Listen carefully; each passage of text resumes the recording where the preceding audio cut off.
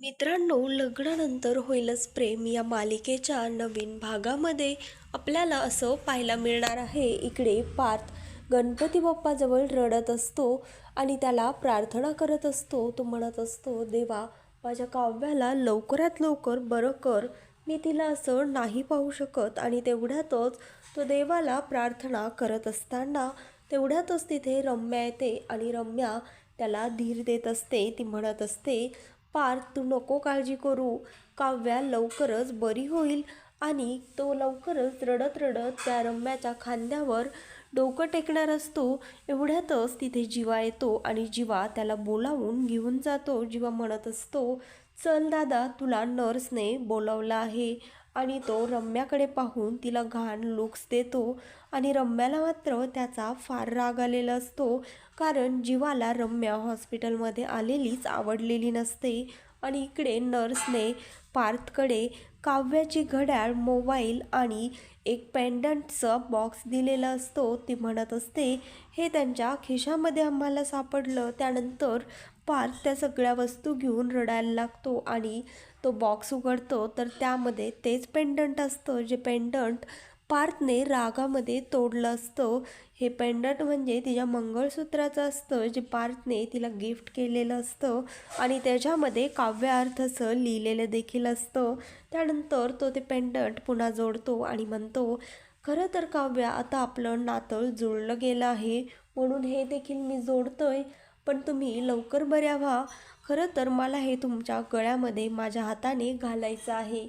आणि पुन्हा एकदा नर्स येते आणि ते हॉल तिकीट पार्थकडे देते. ते हॉल तिकीट पाहून तर पार्थला फार रडायला येतं.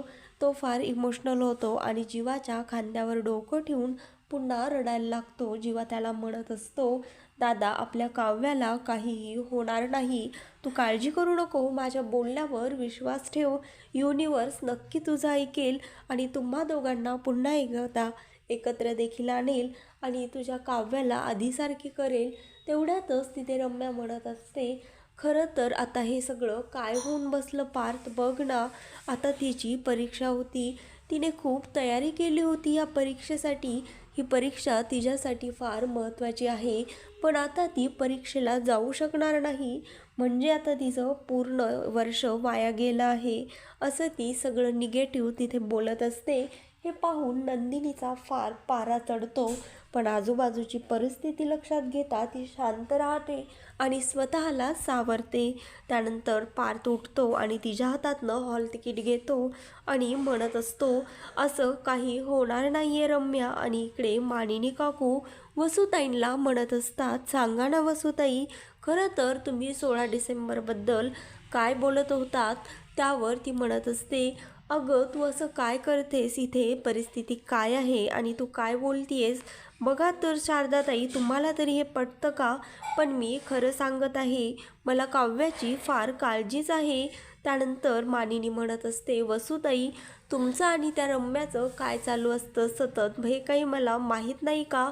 त्यानंतर वसुताई म्हणत असतात, तुम्हाला माझी काळजी कितीही केली तरी दिसणार नाही, तुम्हाला मात्र हे सगळं नाटकच वाटेल. असं म्हणून त्या वसुताई तिथनं निघून जातात. आणि इकडे मानिनी काकू म्हणत असतात, खरंच मला तर फार काळजी वाटत आहे. त्यावर शारदा तिला धीर देते आणि म्हणत असते, ती लवकरच बरी होईल. खरं तर माणसाला स्वतःच्या जीवापेक्षा जगामध्ये काहीही महत्त्वाचं नसतं, पण काव्याला तर ही IASची परीक्षा फार महत्त्वाची होती. त्यानंतर मानिनी पुन्हा एकदा रडायला लागते आणि मानिनी म्हणत असते, खरं तर मला हॉस्पिटलमध्ये जायचं होतं, पण मला विक्रमने हॉस्पिटलमध्ये देखील आणलं नाही आणि इथेच बसायला सांगितलं, पण इथे घरी बसून बसून माझ्या जीवाला फार घोर लागत आहे. पार्थ म्हणत असतो, मी स्वतः तिला एक्झामला घेऊन जाईल, तिची परीक्षा मी नाही बुडू देणार. आणि पुन्हा रडायला लागतो आणि जेव्हा मेडिकल आणण्यासाठी बाहेर जातो तेवढ्यातच तिथे धनंजय म्हणजेच या नंदिनीचे आणि काव्याचे बाबा देखील तिथे आलेले असतात आणि ते म्हणत असतात, काय झालं, तिच्या डोक्याला फार दुखापत झाली आहे का, ती ठीक तर आहे ना. पण ती नंदिनी त्यांना सर्व काही हकीकत सांगत असते आणि ते सर्व ऐकून त्यांना फार राग येतो. ते म्हणत असतात, या सर्व देशमुखांनी माझ्या दोन्ही मुलींना त्रास द्यायचाच ठरवला आहे का, ते तुमच्या हात धुवून पाठीमागे लागले आहेत. खरं तर मला वाटलं होतं विक्रमचा चांगला स्वभाव आहे, तो फार कष्टाळू आहे, मेहनती आहे, तसेच त्याचे मुलं देखील असतील आणि वहिनी तर फार प्रेमळ आहे, तिथे माझ्या दोन्ही मुली फार सुखात राहतील म्हणून मी माझ्या मुलींचं लग्न ह्यांच्या घरात लावून दिलं. तर आता तर मला असं वाटत आहे, ही सगळी परिस्थिती पाहून ह्या घरामध्ये तुमचं लग्न लावून देण्यापेक्षा मी तुम्हाला विहिरीमध्ये ढकलून दिलं असतं तर बरं झालं असतं. असतात काय पार, तुम्ही तर तिच्यासोबतच होता ना, मग हे असं कसं घडलं. पुरुषासारखे पुरुष तुम्ही पण स्वतःच्या बायकोला प्रोटेक्ट करू शकत नाही का, असं ते पार्थवर देखील स्वतःचा राग दाखवतात. हे ऐकून ती म्हणत असते, बास बाबा, आता मी एक शब्द देखील देशमुखांच्या विरोधामध्ये ऐकून घेणार नाहीये.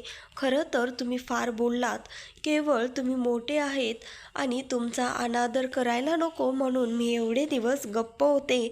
पण बाबा, आज मी जरा स्पष्टच बोलणार आहे.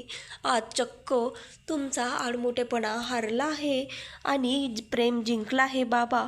खरं तर ज्यावेळेस जीवा आपल्या घरी आले होते पहिल्या दिवशी त्यांची रिक्षा घेऊन, त्याच वेळेस मला असं वाटलं होतं त्यांच्यासोबत निघून जावं, पण केवळ मी तुमच्यामुळे असं केलं नाही. म्हणत असते, प्रत्येक वेळी मी तुमचा विचार करून गप्प होते आणि तुमचा विचार करून एवढंच काय, तर मला असं देखील वाटायचं उगाचच मी तुम्हाला क्रॉस जायला नको, तुम्ही दुखावले जातात. पण खरं तर आता बाद झालं बाबा, प्रेमापेक्षा कोणतीही गोष्ट मोठी नसते आणि मला अप्रूप आहे की मी जीवांची बायको आहे याचा.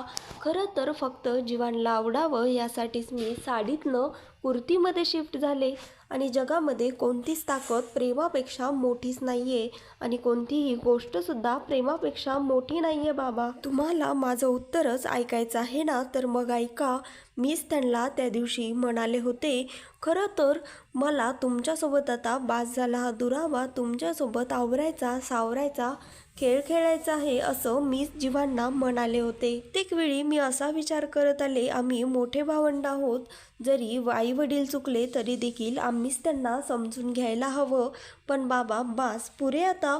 मी आता जीवांच्याबद्दल एक शब्द देखील वेडावाकडा ऐकून घेणार नाही. त्यांच्याबद्दलच काय, देशमुखांबद्दल सुद्धा मी एकही शब्द ऐकून घेणार नाही. आणि तिचे बाबा तिच्यावर ओरडत असतात. तेवढ्यातच नर्स येते आणि म्हणते, हळू आवाजामध्ये बोला, हे हॉस्पिटल आहे. आणि ती म्हणत असते, पार देशमुख कोण आहेत, चला आता ऑपरेशन झालं आहे पण त्या लवकरात लवकर शुद्धीवर यायला हव्यात. 24 तासांच्या आत त्यांनी शुद्धीवर येणं फार गरजेचं आहे. आणि तेवढ्यातच रम्या म्हणत असते, ती शुद्धीवर आली पण जर तिने पार्थला ओळखलंच नाही तर. हे ऐकून पार्थ तिच्यावर फार रागाने तिच्याकडे बघतो आणि नंदिनी त्याला म्हणत असते, तुम्ही आत्ता हिच्या नादी लागू नका, तुम्ही जा तिला भेटा. आणि तो त्याला भेटायला जातो, तो तिच्याशी बोलतो पण ती मात्र बिलकुलही डोळे उघडत नसती, कारण तिला जरा देखील शुद्ध नसते. आणि इकडे नंदिनी तिच्या बाबांजवळ येते आणि म्हणते, बाबा मला माफ करा, माझं चुकलं, सॉरी, मी असं तुमच्याशी बोलायला नको होतं, भान ठेवून मी तुमच्याशी बोलायला हवं होतं.